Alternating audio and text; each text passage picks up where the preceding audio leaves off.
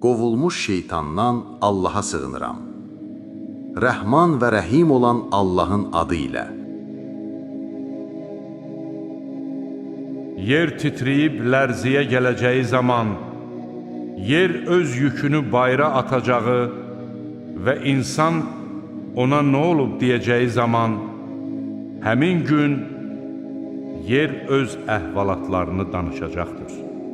Çünki Rəbbin ona vəhy edəcəkdir.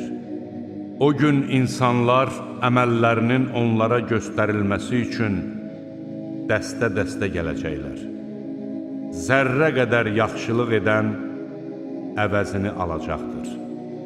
Zərrə qədər pislik edən də əvəzini alacaqdır.